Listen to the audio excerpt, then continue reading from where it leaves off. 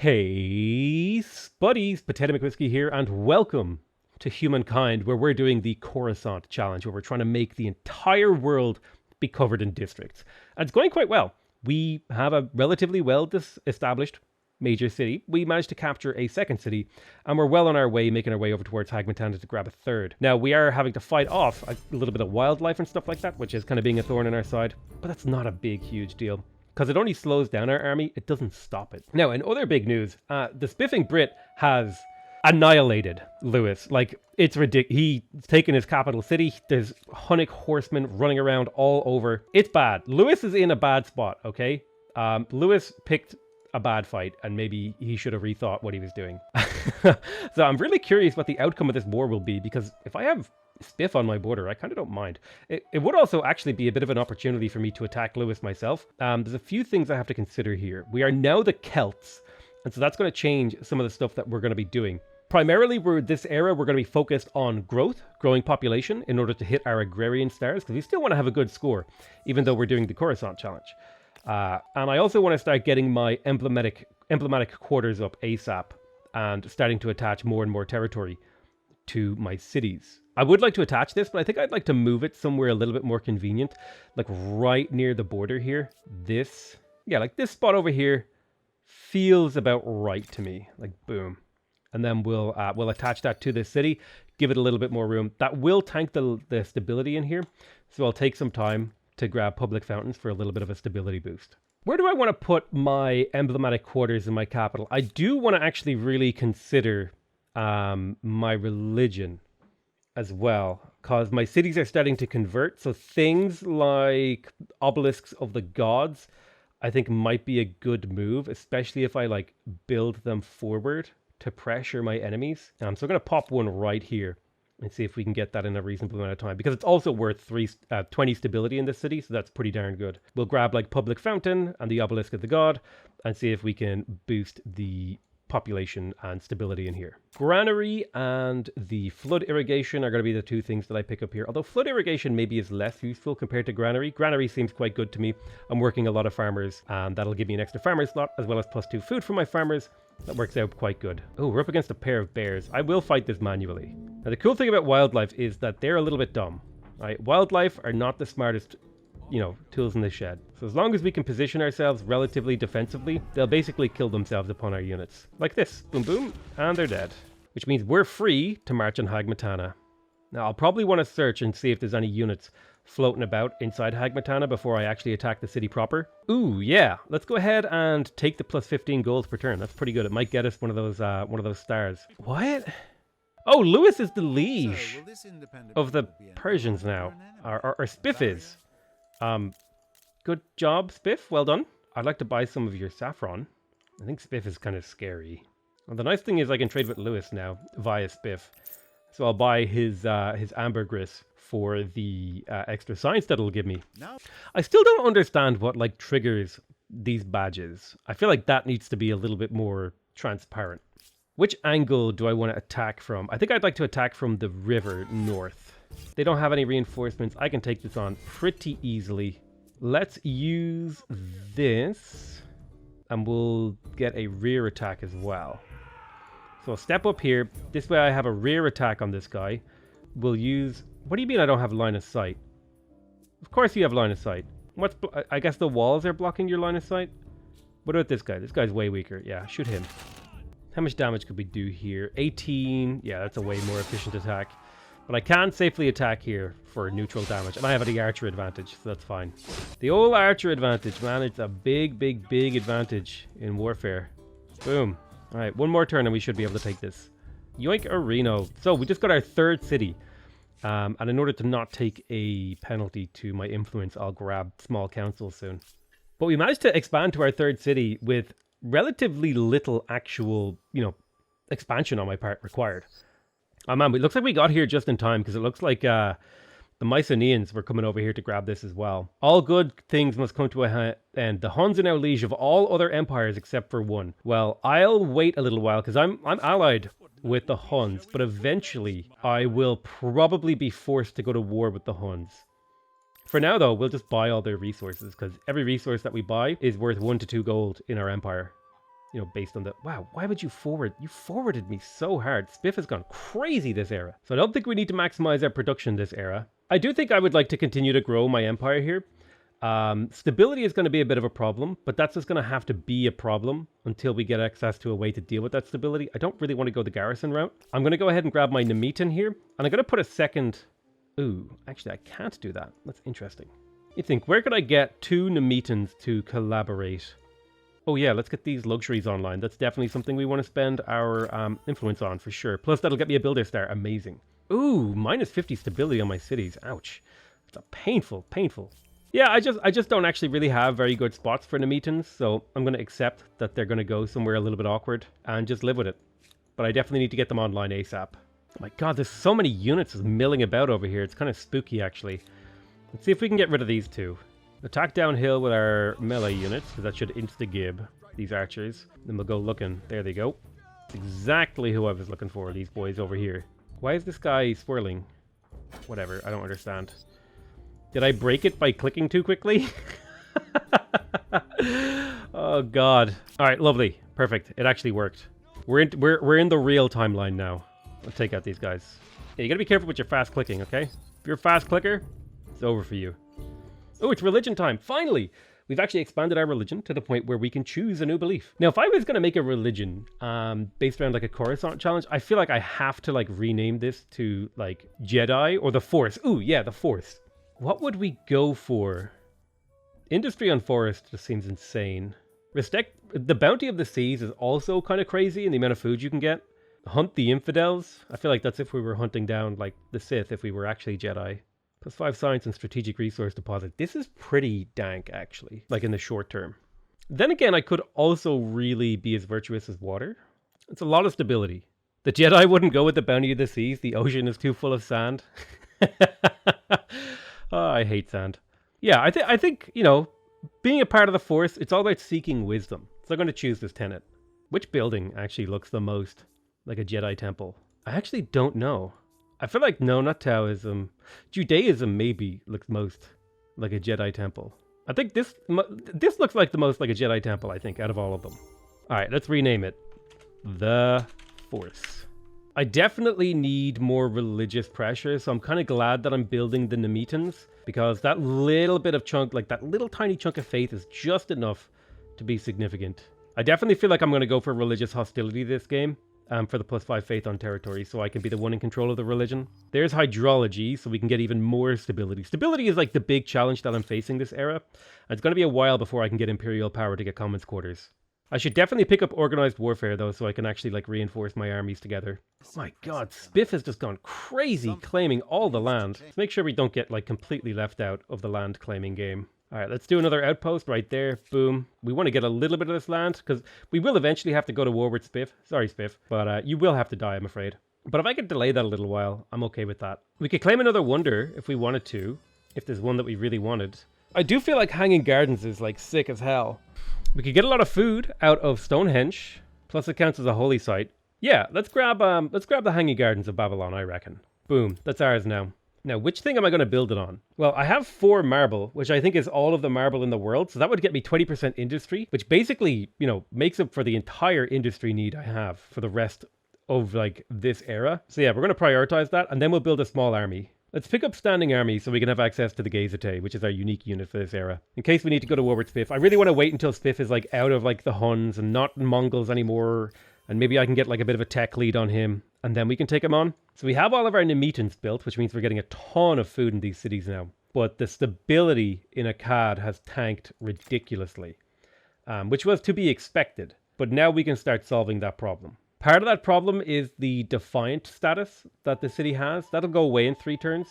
So we're not in quite as dire straits as it would appear. Oh well, it's already time to pick our next tenet. I wasn't expecting this, but we are following the Force. I like the idea of the Celts following the Force. So we've got Yield to None. Let's see. Which one do we want, actually? That's kind of a hard decision. These all scale, like, really, really good. I feel like the most Jedi-esque thing would be to protect the weak, maybe. Yield to None as well. Also, kind of, you know, seems like it would be Jedi-y. Ooh, Undertake Pilgrimage is actually really helpful, though.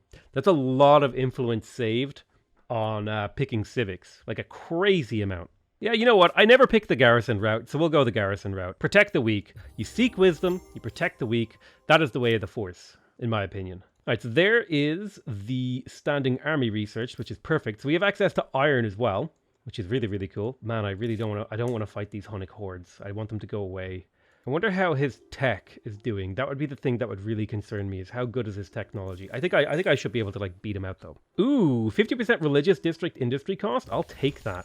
It means I could crack out a holy site here real quick. I'll pop it in over here in a CAD on the edge here to put pressure on these guys.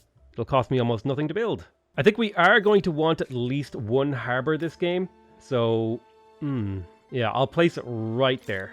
There's our first agrarian star. We need another 17 population to get silver. We'll keep working away on that. There's sailing research too, +3 money on harbor, which is a prerequisite to getting the very powerful trade buildings. Our capital city is almost full out of population, which shows that the growth is working. Nature is healing. Boom, there's the Hanging Gardens. Now that's a huge bonus, because if we check out this marble now, we're getting a 20% industry boost across our entire empire, as well as a 40% stability boost.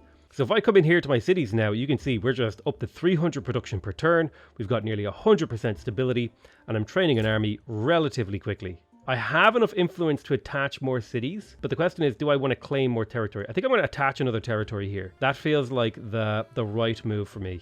So I'll attach this city. Boom, there's the expansionist star. I'll pop a farm down here, and then I'll probably put a farm adjacent to that as well. So things are coming along nicely. The production I have now is just gonna pop off and snowball like crazy. Let's attach a territory to Hagmatana. Boom, there's another expansionist star. So we just need one more territory, which will probably be this one over here. Onu Kalili or whatever it's called will be our third one. Oh yeah, this is the perfect spot for another Nemetan. That's 26 food right adjacent to another Nemetan. Amazing.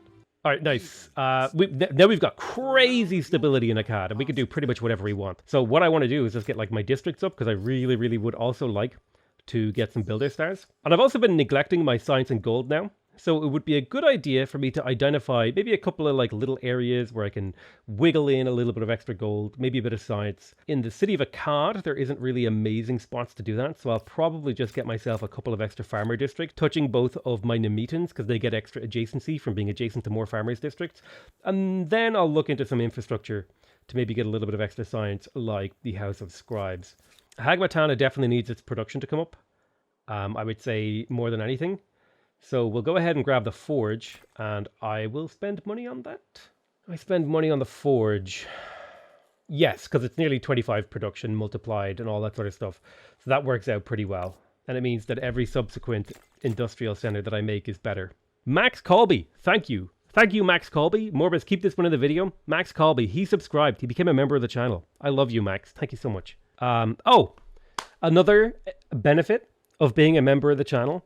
If you comment on my video and you have that little member swirly thing, you can say whatever you want. You could say something horribly rude about me, and I'll still heart your comment if I spot it. That is a potato promise, okay, that I will absolutely break at my discretion. No, Carlos, it's not an N-word pass. It's okay. You're not allowed to just break the rules of YouTube. I think I'm going to go ahead and pick up craftsmanship here, because that's going to be a lot of production for me, and it leads into other buildings like the artisan workshop, which is a level 1 workplace. And then we have the charcoal kiln, which is a level 2 coal thing. A potato promise, like a Nuzlocke run. Listen, I have the files, okay? It's happening, okay? It's just not happening right now. I need to be, like, this is why I'm doing the streaming thing. Because the streaming thing is going to be part of the Nuzlocking. So the more people who show up to my streams and watch my ability to keep a regular schedule, that's when we'll start to see the Nuzlocke, okay? Ooh, I could get 10 food. I think I'll go for the 5 science. My science is a little bit bad. I got plenty of food. Ooh, water curiosities are actually broken. Yoink and yoink. Oh man, there's so many curiosities here for me to pick up. And they're worth so much. 80 gold from a single curiosity. It's like a whole turn's worth of gold for me right now. Man, I have so many irons to get online. I'm going to have a crazy amount. I hope Spiff is buying them from me. So we built a little bit of a triangle of Maker's Quarters. And if you're wondering, in Humankind, the efficiency of your district increases the more districts you have around them. So if I have if you imagine I have one Maker's Quarter and it has one district adjacent to it, that's more efficient. But it's less efficient than if it had 2 Maker's Quarters adjacent to it. So it's all about kind of playing chicken and building the biggest block of districts that you feel safe. where you're not like tanking the city stability in order to like maximize a yield. And I find that the triangle is like the smallest, least optimal function, because a triangle has one district being touched by two other districts, so you're getting double what you would have if you were... So if you have two districts adjacent to each other, you have two districts benefiting once. If you have three districts adjacent to each other, you have three districts benefiting twice. So 3 districts touching in a triangle is quadratically better than 2 districts touching in a line. I don't know how else to explain that. I'll need to do like an in-depth tutorial on how to think about how to place districts in Humankind. But you want to place them in big fat hexagons, usually, and as big a block as you can without tanking your stability. Least optimal? Least optimal in the sense that, when I say it's like the least optimal to make a triangle, what I mean by that is, it's obviously most optimal to have like a big blanket carpet of districts, but if you're going to have like the smallest optimal unit of a big optimization is a triangle, so you never want to have a group of districts that's smaller than a triangle. Like that's the lowest you should go. And that's also why I built my Egyptian pyramids in a triangle on the edge of this border here, using the district territory mechanics. Minimum, not least optimal. It's the minimum optimization you want to do. Yes, minimum. Everything beyond that is better. Ooh, I could go for nationalized industries, which would give me +1 farmer slot on city or outpost per farmer slot. I kind of like that idea because it would give me a ton of extra food jobs, which would help me to sustain my cities way into the late game when I start combining them all together. And it'll also just give me generally a ton of room for population and be able to grow and hit my growth start really fast. Since I'm going to be growing a lot of population, I'm going to pick up rhetoric for the +1 science per population in my cities. And it's about time, I think, that I started thinking about building a little bit of infrastructure in my cities. We are ready to go up to the next era from a stars point of view, but I don't think I'm ready. I'm going to try to spend like 40 to 50 turns in this era, which means I've got another 20 turns to try to optimize and get extra fame. Because like, what's the point of building Coruscant if you don't get a good score, right? All right, sweet. It's time for another religious development here. +2 money per number of trade routes. That's going to be really good for now, but it's not going to be good for the long term. Ooh, +2 influence on commons quarters feels like it's really good. 15 industry on main plaza seems okay, but it's not going to scale very well. This one just feels like it's not a great one. I think I go for eschew gluttony here. Makes my units cheaper and I can move them further. That'll help me with the eventual war with Spiff when I try to unite the planet of Coruscant. Or as it shall henceforth be known, Croissant. So I feel like I have, let me check here. Yeah, I've got my gold builder star. So building these district things are pretty good, but I don't need any more this era. So now I can start focusing on a little bit of infrastructure to help things out. Like I don't need stability right now, but I could probably use +1 science from researchers. I'll grab that. +3 money on main plaza isn't very good, but it does lead to a better building later on. But usually the best thing to do is to just color code it. You go for the orange buildings first, and then the food buildings, and then you make your decision from there. So for the next few turns, I'll be spending a lot of time just building these things. I have so many grievances with Spiff. It's amazing. So I can declare war on him pretty much whenever I want. The only thing that matters is when do I flip the switch and start developing a military to actually attack him, because he's my ally. Let's attach another territory here. Boom. And that's the final expansionist era star for this era, which is perfect. So we don't have to worry about building any more territory attachments, and we can focus on science, gold, influence, and population growth.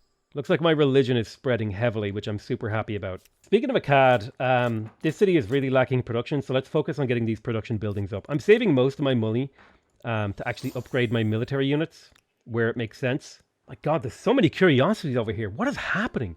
Why is there so many curiosities? I'd like to grab Imperial Power now, and then I'll probably unlock siege tactics so I can start building ballistas during my siege. I reckon the medieval era might be where we start our first war with Spiff. Maybe we liberate Lewis. We take a city from Spiff, maybe a bit of his territory. We've got our silver agrarian star, and we need another 19 population to hit the next one. That might be hard to pull off because we are growing rapidly though, so it might be done. Oh my God, am I already able to fully advance my religion? That's insane. +50 science on cultural wonders is ridiculous. Jesus. Money per alliance. Meditate often. I feel like people who follow the Force would meditate often. I feel like raising monuments isn't like the Jedi thing, even if this would be sick as hell and I would get 100 science per turn out of it, which is like a 50% increase in my science, and I really, really want to do it. It's got to be meditate, okay? If you follow the Force, you meditate. That's how that works. Or if you're like Force sensitive, I'm pretty sure meditation is like part of the Force. I don't know. Listen, I don't know Star Wars lore that well, all right? I just wanted to cover a world in districts. That was my goal.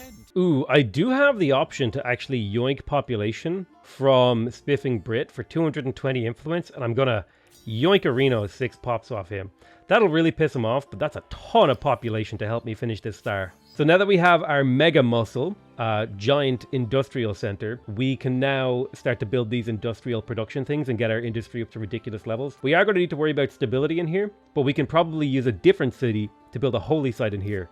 And that'll cover that. Like I could, in my capital, in Coruscant, I could just come over here and plop down a holy site somewhere random like there. And it'll build that in one turn and sort that city out completely. I don't like that he's running around inside my borders with his little weird cavalry things. Get those things away from me, dude. Time for another wonder, and I don't know if we actually want to grab another wonder. Mausoleum is good for science. I think we wait until the next era. We just save up our influence to get a ton. We are going to be building military very soon.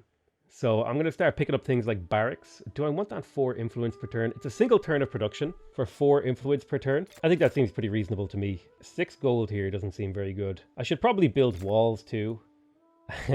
Just to keep the city safe, because we are going to be going to war in the near future, and walls make your city so much more protected, Well, there's Imperial Power, so we have access to the Commons Quarter as well as the Customs Farm, which is a building we definitely want to build because money from ongoing trade is insane, especially when we're trading so much. But we are running up against the technology limit of this era, so I reckon once I have all these techs researched, that's it. We're going to exit this era and move on to the next one. We're like still not quite ahead.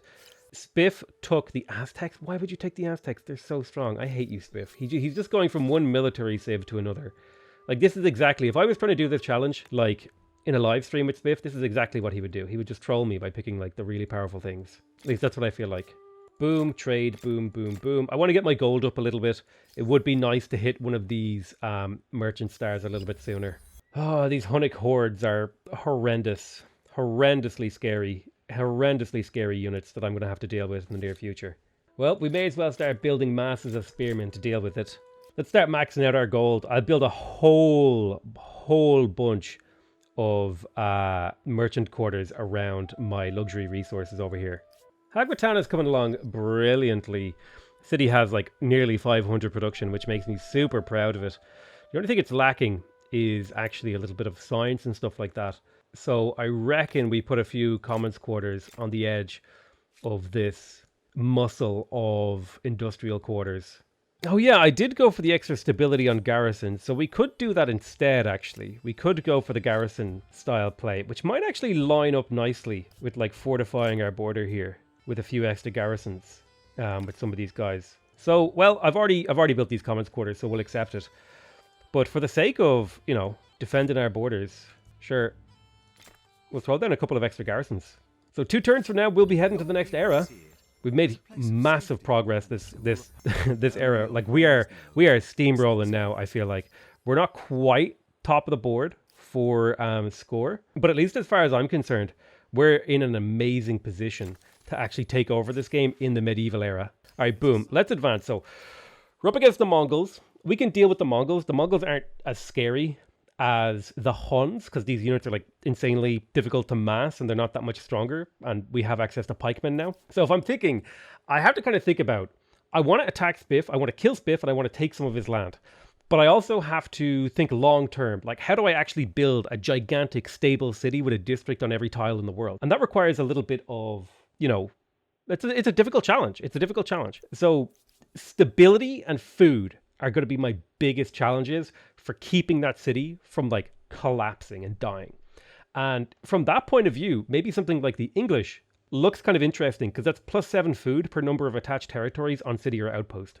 Now, the one downside of that is the population maintenance requirement scales kind of semi-quadratically. So the more population you have, the more food each population eats. And this is a pretty linear bonus that runs out pretty quick.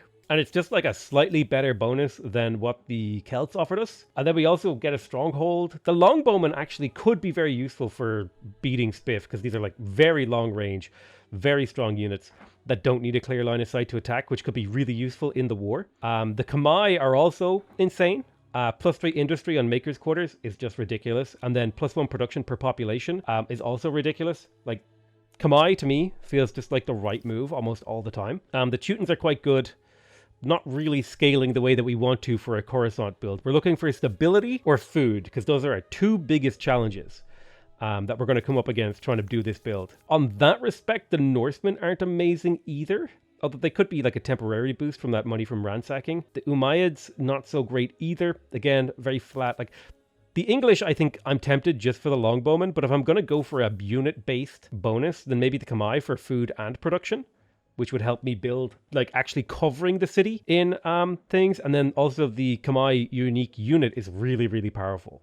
It's a 42 combat strength with 3 range. Like, if I was able to get this, military architecture isn't that far into the tech tree. It's like right there. I could go straight for military architecture and 5 turns from now be pumping out elephant. And I think that's how I beat Spiff this game. So as much as it pains me to pick the Kamai because they're always the most powerful thing to go for, we're going to be picking the Kamai because elephants are just insane. And with that, that's going to be the end of this episode. I love you all very much, and I'll see you guys in the next one. Bye bye.